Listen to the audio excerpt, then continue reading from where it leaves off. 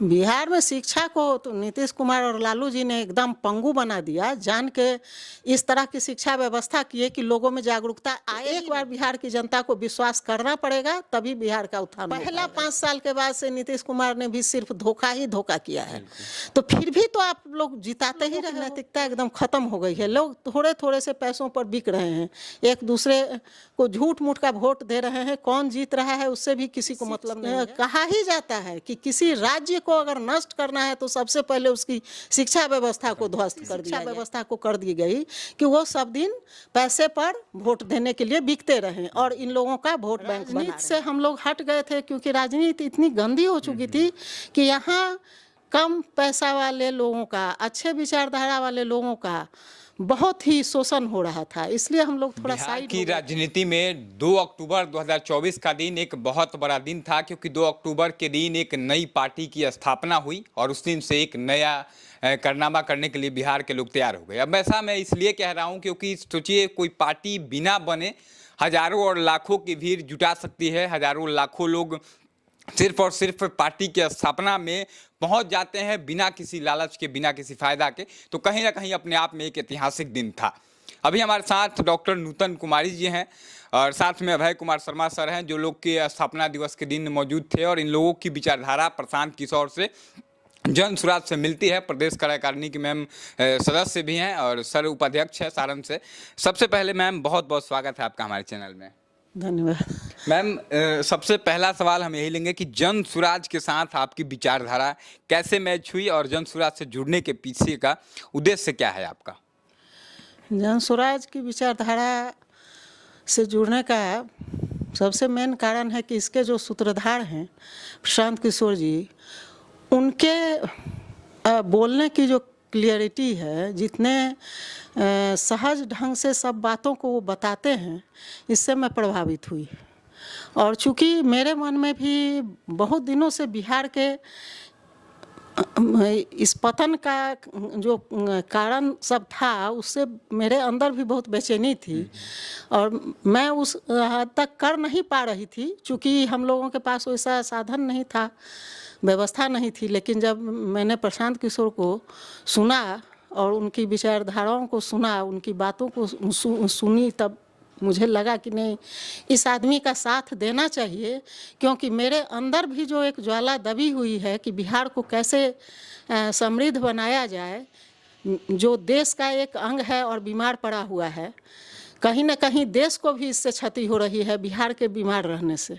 तो इसको सुधारने के लिए एक आदमी अपना सब कुछ छोड़कर पूरा जीवन अपना दांव पर लगाया है। 2 साल से मैं उनका यूट्यूब पर, फेसबुक पर सब सुन रही थी, देख रही थी। तो मैं उनके इस सब बातों से प्रभावित होकर और उनके कर्मठता को देखकर, उनके जुझारूपन को देखकर मैं उनसे बहुत प्रभावित हुई और मैं उनका साथ देने के लिए तैयार हो गई। अपना भी जो अंदर में दबा हुआ इच्छा था, उसको भी मैं आगे लाना चाहिए। क्योंकि राजनीति से हम लोग हट गए थे, क्योंकि राजनीति इतनी गंदी हो चुकी थी कि यहाँ कम पैसा वाले लोगों का, अच्छे विचारधारा वाले लोगों का बहुत ही शोषण हो रहा था। इसलिए हम लोग थोड़ा साइड हो गए थे, लेकिन एक उम्मीद दिखी है, इसलिए इसके साथ हम लोग जुड़े हैं। मैं एक पढ़ी लिखी और जागरूक नागरिक हैं बिहार की, और कहीं ना कहीं आप प्रोफेसर भी हैं, शिक्षा से आपका जुड़ाव रहा है। तो शिक्षा को लेकर प्रशांत किशोर जी हर एक उनके भाषण में सबसे पहला वर्ड जो आता है शिक्षा को लेकर ही, कि हमें शिक्षा को दुरुस्त करना है और पलायन को रोकना है, बेरोजगारी पर वो सवाल उठाते रहते हैं। लेकिन बाकी की जो पार्टी है, 15 साल जेडीयू की बात करूं या फिर आरजेडी भी 15 साल उधर रही है, मुख्यमंत्री वे लोग रहे जिनको साइन करने भी नहीं आता था। तो बिहार के शिक्षा के पीछे ले जाने के पीछे कौन लोग हैं जिन्होंने बिहार के शिक्षा को गर्त में ले जाकर छोड़ दिए? बिहार में शिक्षा को तो नीतीश कुमार और लालू जी ने एकदम पंगु बना दिया। जान के इस तरह की शिक्षा व्यवस्था किए कि लोगों में जागरूकता आए ही नहीं और युवा इससे कटे रहें, है ना, युवा वर्ग कटे रहें और जो छोटे बच्चे हैं उनकी नैतिकता खत्म हो जाए और उनमें जो जागरूकता है वह खत्म हो जाए। ऐसी शिक्षा व्यवस्था को कर दी गई कि वो सब दिन पैसे पर वोट देने के लिए बिकते रहें और इन लोगों का वोट बैंक बना रहे। इसलिए इन दोनों सरकारों ने शिक्षा व्यवस्था को एकदम ख़त्म कर दिया है।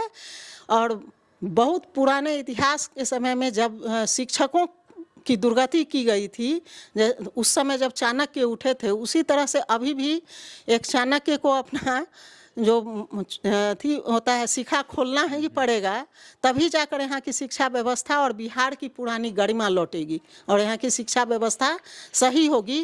क्योंकि कहा ही जाता है कि किसी राज्य को अगर नष्ट करना है तो सबसे पहले उसकी शिक्षा व्यवस्था को ध्वस्त कर दिया जाए, जिससे लोगों में पंगुता आ जाएगी, मानसिकता एकदम गिर जाएगी, विचारधाराएं एकदम खत्म हो जाएंगी। तो वही काम इन लोगों ने किया है अपना वोट बैंक बनाए रखने के लिए। जाति धर्म ये वो फालतू चीज़ों सब की नैतिकता और जो सत्यता होनी चाहिए लोगों में, यहाँ के लोगों का आप देखिएगा कि सब लोगों की नैतिकता एकदम ख़त्म हो गई है। लोग थोड़े थोड़े से पैसों पर बिक रहे हैं, एक दूसरे को झूठ मूठ का वोट दे रहे हैं, कौन जीत रहा है उससे भी किसी को मतलब नहीं है। तो यहाँ के नागरिक को जागरूक करने के लिए सबसे पहले शिक्षा व्यवस्था को ही सही करना है और मैं उनके इसी विचारधारा से बहुत अधिक प्रभावित हूँ। मैं शिक्षा को ही सबसे पहला प्राथमिकता देना चाहती हूँ कि शिक्षा व्यवस्था प्राथमिक स्तर से अच्छी हो, तभी हमारे नागरिक अच्छे हो पाएंगे। अच्छा मैडम, एक सवाल जरूर बहुत महत्वपूर्ण सवाल है कि बिहार में जब चुनाव आता है तो जितनी पार्टियां हैं या फिर जितने नेता हैं, सभी लोग पलायन पर सवाल उठाते हैं कि हम पलायन दूर करेंगे, बिहार के लोगों को बिहार में रोजगार देंगे, फैक्ट्रियां बैठाएंगे। लेकिन आज तक कोई बड़ी कंपनी यहाँ नहीं बैठी, कोई भी लोग जो है यहाँ पर रोजगार नहीं मिल रहा है, बाहर जाकर के लात जूते खाते हैं, भले 2-4 रुपये के लिए अपना बेइज्जती करवाना पड़ता है ताकि उनका परिवार यहाँ बिहार में सकुशल रह सके। तो आप लोग पलायन को लेकर आप लोग भी सवाल उठा रहे हैं, तो लोग आखिर विश्वास कैसे करें? क्योंकि 30 साल से बिहार के लोग ठगा रहे हैं। इस बात को मैं बहुत निश्चित रूप से कह सकता हूँ कि 30 सालों से बिहार के लोगों को ठगने का काम किया है जितनी राजनीतिक पार्टियां। आप लोग लोगों को, बिहार के लोगों को विश्वास कैसे दिलाएंगे कि हम लोग बिहार में फैक्ट्रियां बैठाएंगे, पलायन रोकेंगे, बिहार के लोगों को बिहार में रोजगार देंगे? विश्वास तो करने से ही होता है। जो कहा जाता है कि विश्वास करिएगा तभी विश्वासघात होगा, घात के पहले विश्वास है। तो जब विश्वास करिएगा तभी तो वो सही भी हो सकता है, गलत भी हो सकता है। अभी तक उल्टे पुल्टे लोगों का आप लोग विश्वास कर रहे हैं, पूरी जनता कर रही है इतने दिनों से, जबकि पहला 5 साल के बाद से नीतीश कुमार ने भी सिर्फ धोखा ही धोखा किया है। तो फिर भी तो आप लोग जिताते ही रहे हो, पूरा नागरिक पैसा लेके ये करके सब।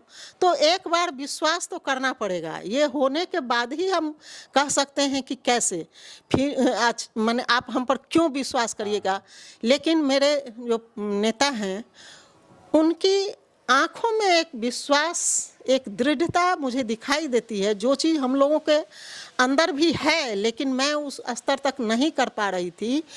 और इस चीज़ को जब आगे काम होगा तभी नागरिक समझ पाएंगे। एक बार तो विश्वास करना होगा और दूसरा विश्वास करने का कारण ये है कि जो खाका उन्होंने बताया है कि ऐसे करके हम कर सकते हैं, तो उन्होंने बार बार सब बातों को बताया है कि ये काम मैं करूँगा, इससे आपका उत्थान होगा। कहीं ना कहीं मैडम जो एक्सप्लेनेशन है, कोई नेता कहता तो जरूर है कि बैठाएंगे, लेकिन कैसे करेंगे यह आज से किसी ने नहीं कहा। कोई नहीं कहा, ये बताते हैं। प्रशांत किशोर बताते हैं कि मैं इस ढंग से यहाँ से पैसा लाऊंगा और इस काम को करूंगा, इसलिए इन पर विश्वास करने की जरूरत है। एक बार कहीं ना कहीं बिहार के लोगों को विश्वास करना चाहिए, क्योंकि 30 सालों से जहां आप ठगे जा रहे हैं, एक बार विश्वास करिए, अगर ना हो तो फिर चेंज करिए।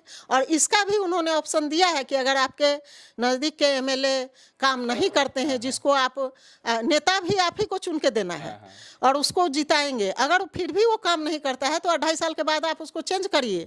तो ये कहीं ना कहीं विश्वास करने लायक बातों को आपको बताया जा रहा है, तो विश्वास करना पड़ेगा। एक बार बिहार की जनता को इस जिस तरह से सब बातों को क्लियर करके रखा जा रहा है, तो एक बार बिहार की जनता को विश्वास करना पड़ेगा, तभी बिहार का उत्थान हो पाएगा। मैम आखिरी एक सवाल लेंगे, इसको सर के पास जाएंगे हम। शराबबंदी एक बहुत बड़ा कानून बिहार में लाया गया, जिसको 2016 से लगातार लागू करवाने का प्रयास किया गया, लेकिन कहीं ना कहीं सफलतापूर्वक यह लागू नहीं हो पाया। आज भी बिहार के लोग जो पीते हैं वो पीना छोड़े नहीं, लेकिन कहीं ना कहीं इस कानून का सपोर्ट प्रशांत किशोर नहीं कर रहे हैं। उन्होंने सीधे कह दिया कि हमारी अगर सरकार सरकार आती है बिहार में, हम लोग शराबबंदी को ख़त्म करेंगे, शराब फिर से चालू होगा और उस पैसे को शिक्षा में लगाएंगे।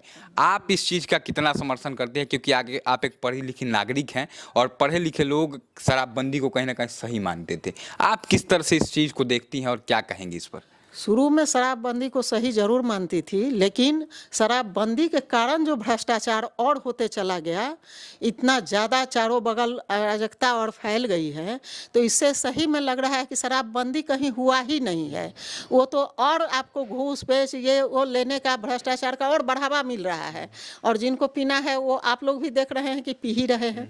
तो उससे अच्छा है कि ये जो नकली शराब का धंधा चल रहा है, घर घर शराब बेचने का धंधा चल रहा है, उससे अच्छा है कि अच्छी क्वालिटी का शराब जो बहुत ज़्यादा नुकसान भी नहीं करता है, उसको अगर लाया जाए तो उससे क्या है ना, शराबबंदी सीधे नहीं करके ऐसे स्तर पर उसको लाया जाए, महंगाई शराब रहेगी, उससे कुछ राजस्व भी आएगा और उसको खरीदने में जो सक्षम होंगे थोड़ा बहुत लेंगे। अगर एक निश्चित मात्रा में कोई लेता है तो बहुत ज़्यादा नुकसानदेह हुआ नहीं होता है ना।